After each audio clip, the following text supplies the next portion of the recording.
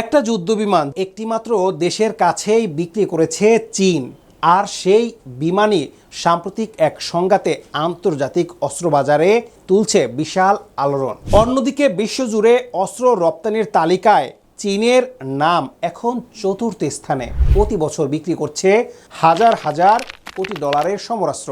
প্রশ্ন হলো, এই বিশাল অস্ত্র বাণিজ্যের মানচিত্রে ঠিক কোন দেশগুলো সবচেয়ে বেশি নির্ভর চীনের ওপর? আর সবচেয়ে গুরুত্বপূর্ণ প্রশ্ন, এই তালিকায় বাংলাদেশের অবস্থান ঠিক কোথায়, যা হয়তো অনেকের ধারণার বাইরে।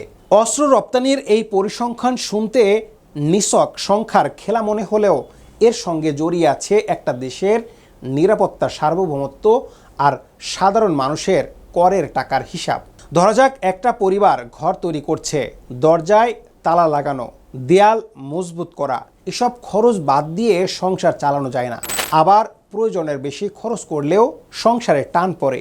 একটা রাষ্ট্রের প্রতিরক্ষা বাজেটও ঠিক তেমনই। প্রতিবেশী দেশের সামরিক শক্তি, সীমান্ত পরিস্থিতি আর আঞ্চলিক ভারসাম্য বিবেচনা করে প্রতিটি দেশকেই ঠিক করতে হয় কতটুকু আর কার কাছ থেকে অস্ত্র কেনা তাদের জন্য সবচেয়ে লাভজনক। আর এখানেই আসে দামের প্রশ্ন।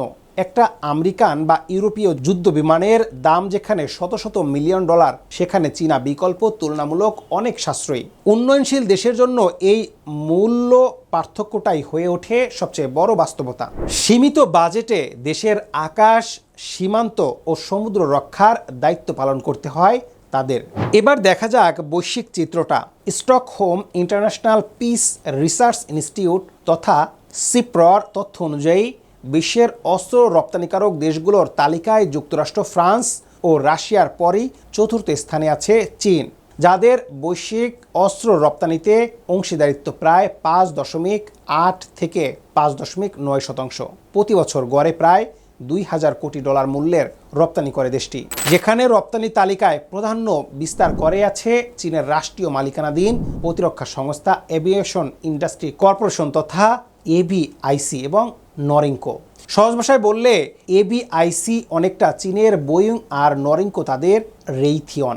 একটা তৈরি করে বিমান আর একটা স্থল ও নৌ অস্ত্র।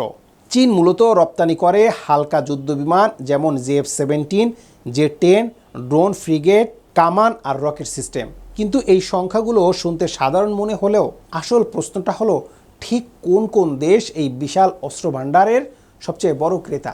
সিপ্রির তথ্য বলছে চীনা অস্ত্রের প্রধান 3 ক্রেতা দেশ হলো পাকিস্তান, বাংলাদেশ ও থাইল্যান্ড। আরেকটি বিশ্লেষণে উঠে এসেছে সার্বিয়ার নামও। এই তালিকা থেকে প্রথমেই চোখে পড়ে একটা বিষয়। দক্ষিণ এশিয়ার দুটো দেশ, পাকিস্তান আর বাংলাদেশ, দুজনই আছে চীনের শীর্ষ 3 ক্রেতার মধ্যে। অথচ দুই দেশের রাজনৈতিক বাস্তবতা সম্পূর্ণ ভিন্ন। একটা সহজ কথা দিয়ে বোঝা যায়, দুজন ক্রেতাই যদি একটাই দোকান থেকে কেনাকাটা করে, তার মানে এই নয় যে তারা একই জিনিস একই সমপরিমাণে কিনছে।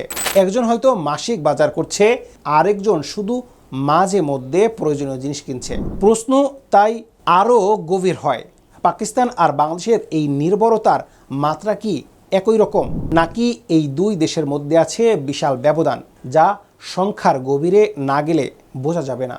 এই প্রশ্নের উত্তর খুঁজতে গিয়ে প্রথমে সামনে আসে যুদ্ধ বিমানের হিসাব। যুক্তরাষ্ট্রের কংগ্রেসে জমা দেওয়া পেন্টাগনের এক প্রতিবেদনে স্পষ্ট বলা হয়েছে, চীনা যুদ্ধবিমান ক্রয়ের ক্ষেত্রে পাকিস্তান এখন সবচেয়ে শীর্ষ অবস্থান করছে। পেন্টাগনের মূল্যায়ন অনুযায়ী পাকিস্তানই একমাত্র দেশ যাদের কাছে চীন তার অত্যাধুনিক Z-10C যুদ্ধবিমান সরবরাহ করেছে। 2020 সাল থেকে 2025 সালের মে পর্যন্ত পাকিস্তান বিমান বাহিনী 20টি এই যুদ্ধবিমান হাতে পেয়েছে, আর মোট নিশ্চিত ক্রয় ফরমাস দাঁড়িয়েছে 36টিতে। শুধু যুদ্ধ বিমানেই সীমাবদ্ধ না থেকে চীন পাকিস্তানকে সরবরাহ করেছে কাই হং ও উই লুং সিরিজের উন্নত হামলাযোগ্য ড্রোনও। আর নৌ সামরিক ক্ষেত্রে 2017-18 সালে 4টি আধুনিক ফ্রিগেট পেয়েছে ইসলামাবাদ। এই সম্পর্কের গভীরতা বোঝার জন্য একটা সহজ উদাহরণ ভাবা যাক। এটা অনেকটা এমন যেন ক্রেতা কোনো দোকানে এতটাই নিয়মিত ও বড় গ্রাহক যে দোকানদার তাকেই প্রথম দেখায় নতুন আসা সবচেয়ে দামি পণ্যটা। ভারত পাকিস্তান সাম্প্রতিক সংঘাতের পর চীন যুদ্ধবিমান নির্মাতা প্রতিষ্ঠান এভিআইসি চেংদু এয়ারক্রাফট কোংয়ের বিক্রি প্রায় দ্বিগুণ হয়ে গেছে, যা প্রমাণ করে যুদ্ধক্ষেত্রের বাস্তব পারফরমেন্সই কিভাবে অস্ত্র বাজারে চাহিদা বাড়িয়ে দেয়।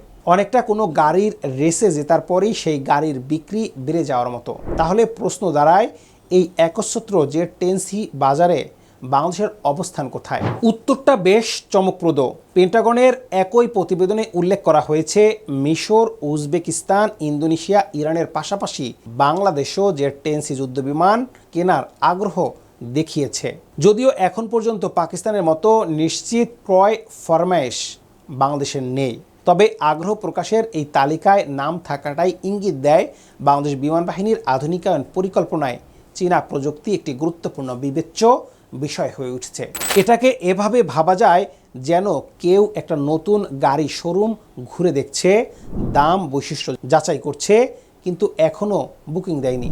এই উইন্ডো শপিং পর্যায়ে থাকাটাও গুরুত্বপূর্ণ, কারণ এটি বলে দেয় বাংলাদেশ কোন দিকে ঝুঁকছে ভবিষ্যতের পরিকল্পনায়। কিন্তু যুদ্ধবিমানের বাইরে গিয়ে সামগ্রিক অস্ত্র আমদানির চিত্রে বাংলাদেশ কোথায় দাঁড়িয়ে, সেটাই এখন সবচেয়ে গুরুত্বপূর্ণ প্রশ্ন। বাংলাদেশের প্রকৃত অবস্থান, আর এখানেই আসে সবচেয়ে চমকপ্রদ তথ্যটা। সিপ্রির তথ্য অনুযায়ী সামগ্রিক অস্ত্র আমদানিতে বিশ্বে বাংলাদেশের অবস্থান 26তম, আর বাংলাদেশের সবচেয়ে বড় অস্ত্র সরবরাহকারী দেশ হলো খোদ চীনই। শুধু তাই নয়, একটা গবেষণা প্রতিবেদনে বলা হয়েছে চীন বাংলাদেশকে নানা ধরনের সামরিক প্রযুক্তি হস্তান্তর করছে, যার মাধ্যমে বাংলাদেশ নিজস্ব প্রতিরক্ষা শিল্প ঘাঁটি, ডিফেন্স ইন্ডাস্ট্রিয়াল বেজ গড়ে তোলার চেষ্টা করছে। এটা বোঝার জন্য আরেকটা সহজ উদাহরণ দেয়া যাক। একজন ক্রেতা যদি শুধু তৈরি পোশাক কেনে আর আরেকজন ক্রেতা কাপড় ও সেলাই মেশিন কিনে নিজেই পোশাক তৈরি করতে শেখে, তাহলে দ্বিতীয় জন দীর্ঘমেয়াদে অনেক বেশি স্বনির্ভর হয়ে ওঠে। পাকিস্তান যেখানে মূলত সম্পূর্ণ তৈরি অস্ত্র কিনে বিপুল পরিমাণে, বাংলাদেশ সেখানে ধীরে ধীরে এগোচ্ছে প্রযুক্তি হস্তান্তর ও নিজস্ব সক্ষমতা গড়ে তোলার পথে। অর্থাৎ শুধু অস্ত্র কেনাবেচার সম্পর্ক নয়, বরং দীর্ঘমেয়াদী সামরিক অংশীদারিত্ব, যা ভবিষ্যতে বাংলাদেশকে নিজস্ব প্রতিরক্ষা উৎপাদনের দিকে এগিয়ে নিয়ে যেতে পারে। তাহলে প্রশ্ন থেকে যায়, কেন ঠিক পাকিস্তান, বাংলাদেশ ও থাইল্যান্ড হয়ে উঠল চীনের প্রধান ক্রেতা? বিশেষজ্ঞদের বিশ্লেষণে বলছে, চীন কৌশলগত প্রভাব বিস্তারের লক্ষ্যে তুলনামূলক কম দামে অস্ত্র সরবরাহ করছে, যা পশ্চিমা অস্ত্রের তুলনায় অনেক সাশ্রয়ী। উন্নয়নশীল দেশগুলোর জন্য এটি বিশেষভাবে আকর্ষণীয়, কারণ তারা এই বাজেটে তুলনামূলক বেশি সরঞ্জাম কিনতে পারে। অনেকটা একই বাজেটে ব্র্যান্ডের পণ্যের বদলে বেশি পরিমাণ কার্যকর বিকল্প কেনার মতো। এছাড়া ভূ রাজনৈতিক প্রেক্ষাপটও গুরুত্বপূর্ণ। পাকিস্তান দীর্ঘদিন ধরেই ভারতের বিপরীতে চীনের কৌশলগত মিত্র, আর বাংলাদেশে তার প্রতিরক্ষা খাতে বৈচিত্র্য আনতে চাইছে। একক কোনো সরবরাহকারীর উপর সম্পূর্ণ নির্ভরশীল না হয়ে একাধিক উৎস থেকে সংগ্রহের নীতি অনুসরণ করছে। এই দুটো ভিন্ন কৌশলগত প্রয়োজনই মিলিত হয়েছে চীনের সাশ্রয়ী মূল্যের অস্ত্র ভাণ্ডারে, আর তারই ফলাফল আজকের এই বাণিজ্যিক সম্পর্ক।